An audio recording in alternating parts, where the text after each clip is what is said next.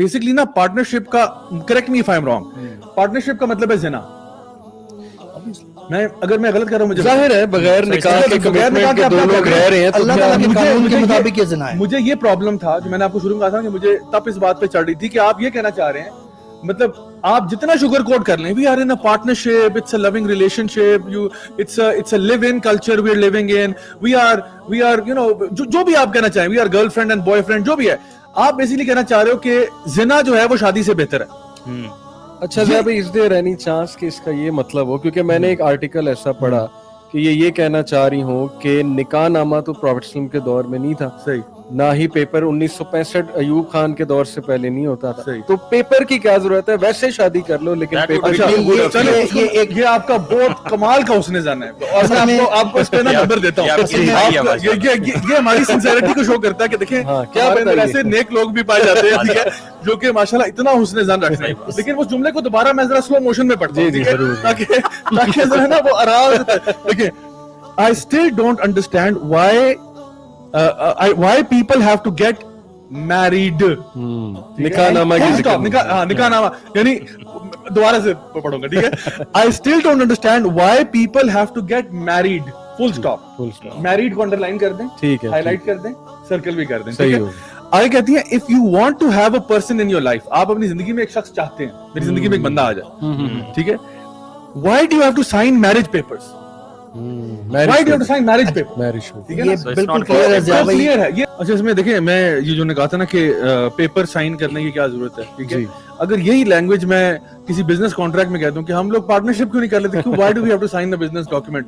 या मैं बैंक के साथ जो लोन लेने जाता हूं कहता हूं why do we have to sign a document, हम वैसे क्यों नहीं पार्टनरशिप कर लेते, कोई इंसान का बच्चा ना आपकी बात नहीं मानेगा, ठीक है यार, ये किस किस्म का पार्टनरशिप है यार, ये कौन सा रिलेशनशिप है जहां पे आप मेरे साथ एक कॉन्ट्रैक्ट करना चाह रहे हैं और उसमें आप मेरे साथ मतलब किसी ना किसी कोई टर्म्स एंड कंडीशंस ही नहीं है, there are no terms and conditions, सब कुछ हवा में है, ये किस रिलेशनशिप में ऐसे होता है। सो शादी ब्याह का बड़ा एक सीक्रेट रिलेशनशिप है, और हम लोग ये बात कहते हैं उसमें यानी हस्बैंड के एंड पे भी रिस्पांसिबिलिटीज है, वाइफ के एंड पे भी हैं। और मैं आपको एक इंटरेस्टिंग स्टोरी बताता हूँ।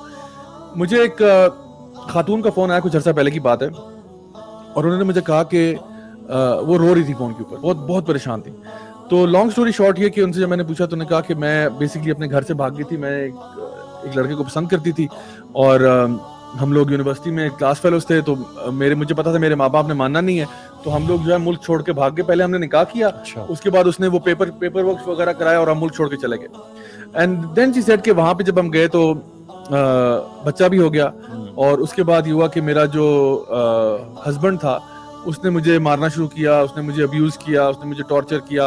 और उसने मुझे ये कहा कि जो अपने बाप की नहीं हो सकती वो मेरी कैसे होगी, ठीक है, क्योंकि ये अपने बाप को भी छोड़ के आई थी ना, तो बाप को उसने वहां पहुंच के कहा कि अब्बा जान मैं बाय द वे इधर आ गई हूँ, तो मैंने आपसे कहा ये था कि मैं किसी और शहर, क्योंकि वो किसी और शहर में रहती थी और पढ़ती किसी और यूनिवर्सिटी में थी, हॉस्टलाइट थी, तो वो उसने कहा कि बस निकल के उधर पहुंच गई, उसने कहा कि बस अब मुझे ना ढूंढना, मैं नहीं आऊंगी। तो अब्बा जान जारी बात है, वो फ्यूरियस कि जी बच्ची जो है वो भाग गई, भाई बड़ा फ्यूरियस था कि भाई इसने क्या किया, तो वो तो मारने पे आए हुए थे कि जी हमारी बहन, हमारी बेटी जो है वो किसी के साथ भाग गई है, खुद से शादी कर ली।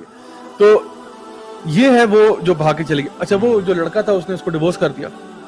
और अब्यूज करता था, she had to run away from that place, she had to run away, literally she had to run away.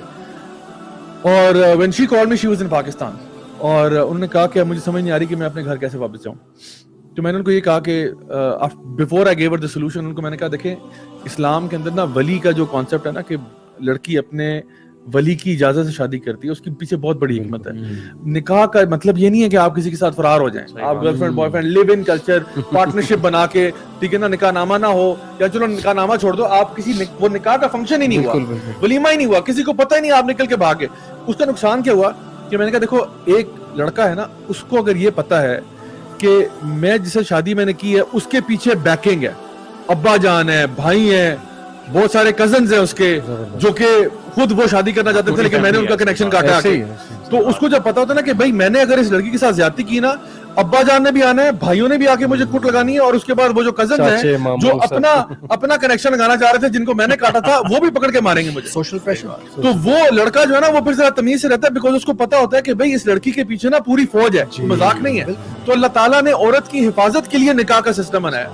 Partnership के अंदर आपको क्या होगा, आप देखें डोमेस्टिक वायलेंस के केसेस कितने बढ़ जाते हैं, ये डोमेस्टिक वायलेंस रखो ना पाकिस्तान के अंदर, आप देखें यहाँ पे लोग गैरत के पीछे क्या कुछ नहीं कर देते, किसी को पता चले जी मेरी बहन के साथ ये सलूक हो रहा है, भाई के साथ ये सलूक हो रहा है, लोग बहुत तैश में आते हैं। तो हमारे अंदर ये जो फैमिली का कुछ थोड़े बहुत बाकियात अभी है ना, उसकी वजह से हम कहते हैं कि एक प्रेशर क्रिएट होता है। सो आप उसको जानबूझ के छोड़ना चाहते हैं, उसकी क्या जरूरत है? एग्जैक्टली यही है फितना असल जा भाई, कि हमारी जनरेशन को आजाद किया जा रहा है, फैमिली बाउंड्री से भी आजाद हो जाओ, रिश्तेदारों से भी आजाद हो जाओ, पेरेंट्स का कोई रोल नहीं है, मदर लॉ फादर लॉ का कोई रोल नहीं है, घरों से बाहर निकलो, ये दिस इज द बिगर फितना। और वही मुझे हदीस याद आती है कि प्रॉफेट ने कहा कि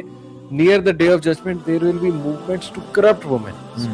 मतलब कैसे हमारे नबी ने पहले बता दिया है, तो क्यों नहीं हम क्रिटिकली सोचते, क्यों हम हर चीज अंधाधुंध वहां से ले रहे हैं, अपनी तबाही कर रहे हैं, और वेस्ट तबाह हो गया है। वहां पे फेमिनिज्म के आने की ज्यादा वजह ये थी कि जब ये पार्टनरशिप का कॉन्सेप्ट आया और औरतों पे डोमेस्टिक वायलेंस बढ़ा और उनको लिटरली अब्यूज करके फेंकते थे मर्द, तो अब उन्हीं मर्द के खिलाफ वो निकली है फेमिनिज्म लेके। ये फेमिनिज्म की हिस्ट्री असल कि ये हमें ऑफिसेज में भी यूज करते रहे, अब्यूज करते रहे, सेक्सुअली हरास करते रहे, फायदा उठाते रहे, क्योंकि बाउंड्री से जब आप निकल गई माँ बाप की, अपने शहर छोड़ के आप चली गई कहीं और शहर नौकरी करने, तो आपका बॉस आपको सेक्रेटरी रख के क्या करेगा?